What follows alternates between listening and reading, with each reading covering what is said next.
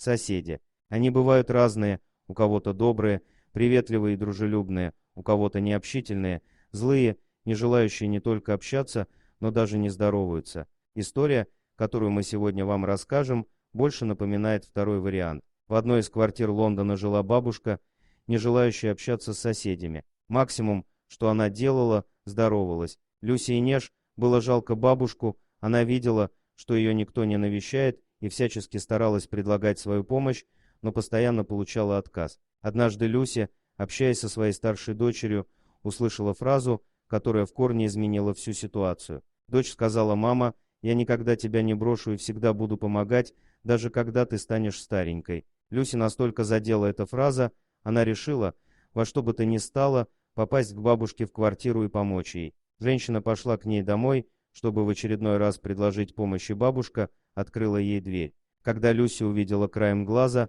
что творится в квартире, она пришла в ужас. Еле уговорив бабушку, Люси зашла в комнату и увидела, что пол был очень грязным, мебель дырявой, еды практически не было на кухне, а та, что и была, совсем непригодна для потребления, а спала бабушка на грязном, разорванном матрасе прямо на полу, и, как оказалось, бабушка не принимала ванну. Несколько лет, потому что у нее не было воды. Убираться в квартире должным образом у нее не было сил и здоровья. Тогда Люси вместе с дочерью решили это исправить. Они несколько дней отмывали квартиру, выкинули всю старую мебель, все потрепанные вещи. Выброшено было практически все. Помимо этого, женщина разместила пост в Facebook: пожертвовать для бабушки необходимая мебель, домашнюю утварь, одежду и так далее. Всего за одни сутки было собрано 80% вещей. Из всего списка соседи выстроились в очередь, чтобы заполнить дом необходимым. За несколько дней у бабушки появилась новая, чистая мебель,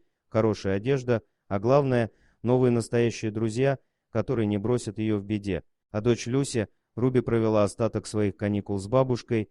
Они болтали, смотрели вместе телевизор. Теперь у бабушки есть все, что нужно для нормальной жизни. Люси говорит, что теперь не бросит бабушку и сделает все, чтобы у Миледи, так она ее называет, была достойная старость. А еще Люси добилась того, чтобы бабушке восстановили ее утерянные документы, без которых невозможно получить врачебную помощь. Это история о том, что каждому из нас нужно задуматься и обратить внимание на тех, кто рядом. Возможно, они просто стесняются попросить помощи, возможно, боятся ее просить. Никто не должен жить так, как жила эта бабушка. Мы все когда-то будем в таком возрасте, и неизвестно, что каждого ждет. Если вы думаете, что с вами такого никогда не случится, то зря, никто не застрахован.